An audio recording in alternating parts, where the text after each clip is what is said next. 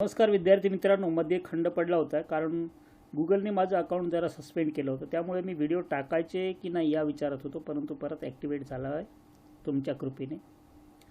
तर बघा 1.2 मधील तिसरं उदाहरण आहे. त्रिकोण MNP च्या कोन Nचा QR हा दुभाजक आहे. जर MN बरोबर 5, PN बरोबर 7, MQ बरोबर 2.5 तर PQ काढा. उदाहरण कळलंय? कळलं नसेल तर आकृतीमध्ये हे दिलेले माप लिहितो मी, दिलेलेच आहेत आकृतीमध्ये, सॉरी. MNP हा त्रिकोण आहे MNP आणि NQ जो आहे हा कोन दुभाजक आहे. आता काहींना कोन दुभाजक कळत नाही मित्रांनो. प्रत्येक जसं आपण पाढे पाठ करतो तसं भूमितीमध्ये आकृत्यांचे गुणधर्म पाठ असणं आवश्यक आहे. मग आपण असंच विचार करत बसतो की मला काहीच कळत नाही, दिवसेंदिवस ते कठीण होत जातं. कोन दुभाजक म्हणजे MNP चे तो दोन भाग करतो, MNQ कोन आणि कोन PNQ किंवा QNP. कोनाचं नाव आपण तीन प्रकारे वाचतो. तर उलट सुलट MNQ म्हटलं QNM म्हटलं तो एकच कोन आहे. आता इथे मी जास्त वेळ घेत नाही, फक्त सूत्र कसं लिहायचं ते लक्षात घ्या. आणि आकृती ज्यांना असं वाटतं की मला काहीच येत नाही त्यांनी ही आकृतीमध्ये इथे दोन सारख्या खुणा दिसतात अशा गोल केलेल्या असतील, क्रॉस असतील, फुल्ली मारलेली, तर ते समजून घ्यायचं कोन दुभाजक आहे. मग अशा वेळेस हे जे दोन तुकडे झाले आहेत ना या बाजूचे, याचे झाले आहे का नाही, याचे झाले आहे का नाही, फक्त याचे दोन तुकडे झाले MQ आणि QP. तर इथूनच सुरुवात करतो मी. याचं सूत्र असं लिहायचं, MQ M पासून Q पर्यंत आणि Q पासून P पर्यंत आलो मी, M पासून P पर्यंत म्हणजे MQ अपॉन QP बरोबर परत M पासून असं फिरून यायचं MN अपॉन NP. कळलं? तेच सूत्र मी इथे लिहिणार आहे रीतमध्ये. बघा सोडवताना दिसतोय. मी दिलेली माहिती आधी लिहितो. त्रिकोण MNP च्या कोन N चा NQ हा दुभाजक आहे. कधी विसरायचं नाही, कोणती माहिती दिली आहे ती लिहायची म्हणजे आपलं काम सोपं होतं. हे लिहिलं मी. म्हणून काय होईल, काय सांगितलं होतं तुम्हाला, परत आकृतीकडे बघा. MQ अपॉन QP काय लिहिलं, M पासून P पर्यंत आलो आणि फिरून असं इकडे यायचं MQ अपॉन QP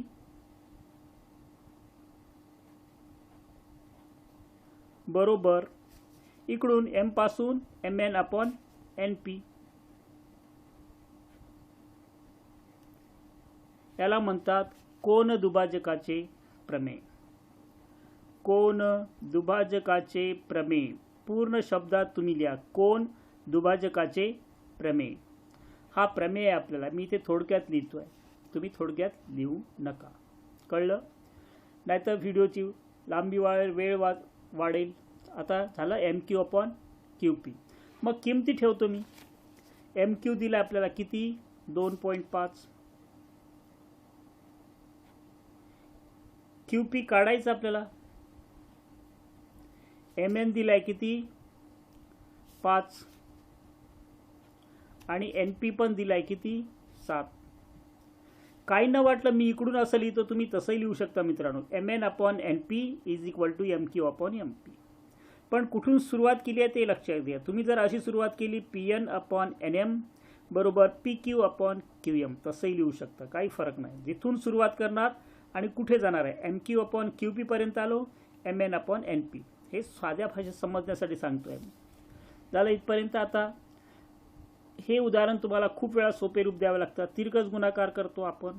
2.5 गुणिले 7 बरोबर 5 गुणिले QP. तिरकस गुणाकार 7 ने इकडे गुणलं, QP ने इकडे गुणलं. यांचा गुणाकार 7×5 35 राहिले, 35 5 राहिले 3, 7 दुनी 14, 14 आणि 3 17.5. हा 5 इकडे आता छेदात येईल बरोबर QP. आणि शेवटी असेल QP बरोबर 5 त्रिक 15 राहिले किती दिसतात 5 त्रिक 15 राहिले 2 आणि तो 5 म्हणजे 25 पाचा पाचा 25 एकक. हा एक उदाहरण झाला आपला. मी आता यावेळेस असं ठरवलं आहे किती उदाहरणं करायची त्यापेक्षा एकाच वेळेस अनेक उदाहरणं आपण सोडवण्याचा प्रयत्न करणार आहे. हे तुम्ही लक्षात घ्या. हे सूत्र लिहिलं याला मार्क आहे आणि कोनदुभाजकाचे प्रमेय जर नाही लिहिलं तर अर्धा गुण जाऊ शकतो टॉप केसेसमध्ये. ज्यांना पैकीच्या पैकी मार्क मिळवायचे आहेत त्यांनी ते बघायचं आहे की आपल्याला थोडा एकही मार्क कमी होणार नाही याची काळजी घ्यायची आहे. आता आपण दुसरं उदाहरण घेणार आहे. लक्ष द्यायचं आहे. त्यात असं दिलं आहे आकृतीमध्ये बघा लक्ष द्यायचं. हे उदाहरण आहे 1.2 मधलं चौथं उदाहरण. खूप सोपं आहे, छोटंसं आहे पण घेऊया आपण. आकृतीत काही कोनांची मापे दिली आहेत. त्यावरून दाखवा की AP/PB = AQ/QC. आता इथे आकृती अशी दिली आहे बघा. ABC मध्ये APQ याचा 60 दिला आहे आणि ABC पण 60 दिला आहे. हे पण 60 हे पण 60. हे कोणाला समजेल. 8वी मध्ये तुम्हाला संगत कोन, व्युत्क्रम कोन आणि कोणते होते संगत कोन, व्युत्क्रम कोन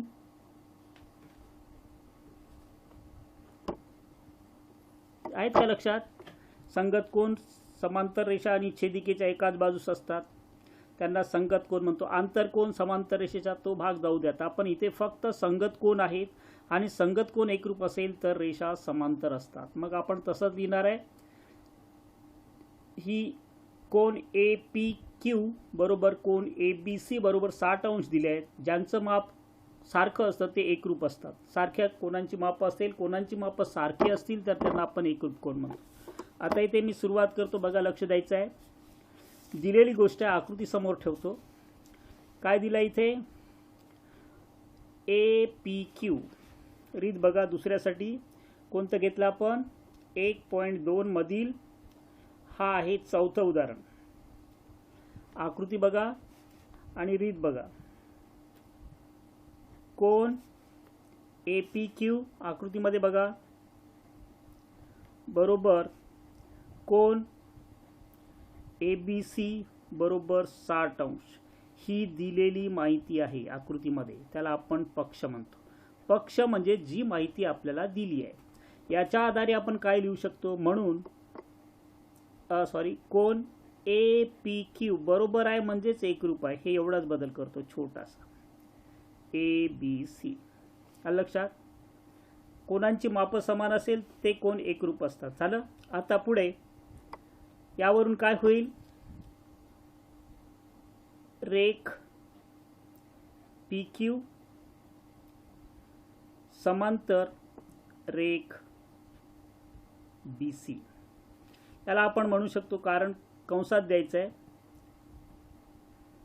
संगत कोन कसोटी. समांतर रेषेची संगत कोन कसोटी पैकीच्या पैकी मिळवायचं असेल तर कारण पुढे द्यायचं पण इथे जागेअभावी मी खाली दिलाय. आता बस छोटंसं आपण पुढे करणार आहे. कोणता त्रिकोण होता आपला ABC. त्रिकोण ABC मध्ये रेख PQ समांतर रेख कोणता आहे BC. याला पाहिजे तर 1 नंबर द्या. कोणतं याला 1 वरून आणि म्हणून काय मिळेल. मग आपण प्रमाणाचे मूलभूत प्रमेय वापरतो. आकृतीमध्ये दिसतं AP/PB काय दिसेल AP/PB इज इक्वल टू आकृती बघा AP/PB is equal to AQ/QC. हे केव्हा लिहू शकतो ही रेषा समांतर असेल तर आणि समांतर आहे असं काय तर संगत कोन एकरूप आहेत म्हणून लक्षात. मग इथे मी तेच लिहितो AQ/QC. हे आपल्याला सिद्ध करायचं होतं. साध्य मी लिहिलं नाही इकडे पण तुम्ही वरती साध्य लिहा हे पाहिजे तर सुरुवातीला साध्य म्हणून रीतमध्ये. झाले 2 उदाहरणं झाली. आपण आणखी एक उदाहरण बघू मित्रांनो. ह्यामध्ये भूमिती कठीण का जातं कारण आपल्या आकृत्यांचे गुणधर्म पाठ नसतात. जसे पाढेपाठ असेल तर आपण गुणाकार भागाकार करू शकतो, तसं यामध्ये आकृत्यांचे गुणधर्म पाठ पाहिजे तर आपण ते सोडवू शकतो. आता पुढे बघू आपण दुसरं उदाहरण. बघा तिसरं 1.2 मधील हे 5वं उदाहरण आहे. एक तुम्हाला बघा उदाहरण असं दिलं आहे, दिसतोय. समलंब चौकोन ABCD मध्ये बाजू AB समांतर बाजू PQ समांतर बाजू DC, म्हणजे 3 बाजू एकमेकांना समांतर आहेत. तुमच्या लक्षात आलंच असेल. जर AP बरोबर 15, PD बरोबर 12, QC बरोबर 14 तर BQ काढा. याच्यामध्ये बघा मी आकृतीमध्ये आपल्याला पुस्तकात माप दिली नाहीत, परंतु मी दिलेली माप फक्त एवढा बदल केला, आकृतीत भरला आहे. AP 15 दिला आहे, PD 12 दिला आहे, BQ काढायचं आहे, QC 14 दिला आहे. आता सुरुवात कशी करणार? जी माहिती आपल्याला दिली आहे कोणती? समलंब चौकोन ABCD मध्ये, तिथूनच सुरुवात करतो मी. बघा दिसतंय समलंब चौकोन ABCD मध्ये दिसतोय. काय दिलंय? बाजू AB समांतर बाजू PQ समांतर बाजू कोणती दिली आहे? DC. हे पक्ष आहे आपला. दिलेली माहिती म्हणजे पक्ष. कळलं? काहीच नाही केलं, फक्त दिलेलं उदाहरण दिलं. याच्यावरून मग आपण लिहू शकतो डायरेक्ट. आकृतीकडे बघा जरा, म्हणजे आकृतीवरून सूत्र कसं तयार होईल ते लक्षात घ्या. अशी आकृती दिसली तुम्हाला तर समजायचं AP/PD, म्हणजे AP छेद PD. AP दिसतोय छेद PD बरोबर इकडच्या 2 पायऱ्या BQ छेद QC. BQ छेद QC. 3 समांतर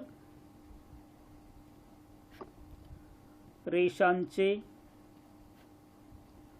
गुणधर्म किंवा प्रमेय लिहू शकता. 3 समांतर रेषा आहेत यामध्ये. 1 2 3. तेव्हा काय लक्षात ठेवायचं? हा तुकडा आणि हा तुकडा AP छेद PD, आपण त्याला मराठीमध्ये रेषाखंड म्हणतो.